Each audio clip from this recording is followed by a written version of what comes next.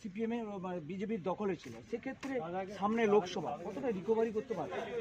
শুধুমাত্র সময় অপেক্ষা, রিকভারি বলে কিছু নেই।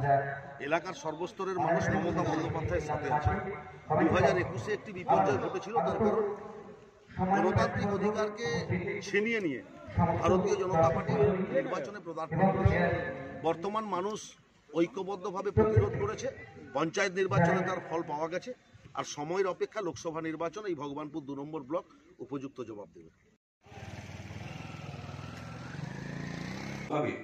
নেতৃত্বের অভাব ছিল ওই সময়। আবার মানববাবু ফিরে এসছেন।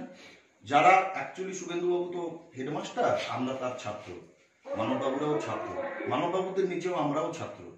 তো মাস্টারকে কিভাবে সাহায্য করতে হয় ছাত্ররা কিন্তু ভালো করেই জানে, কারণ ওরই তো স্কুলে আমরা পড়াশোনা করেছি, তাই নয় কি? তার উত্তরটা উনি নিশ্চয়ই পেয়ে যাবেন আগামী 24-এ লোকসভা। যে অনেকটা কি জেতার পক্ষে আশাবাদী? একদম 100% জেতার মানে পক্ষে আমরা আশাবাদী। সেটা অস্বীকারের জায়গা নয়। তো ওই সময়টা 21 সালের মানববাবু একটু স্টে হওয়ার কারণেই বিজেপি এখানে ভোট করতে দেয়নি, গণ্ডগোল করেই তখন ক্ষমতায় এসছে।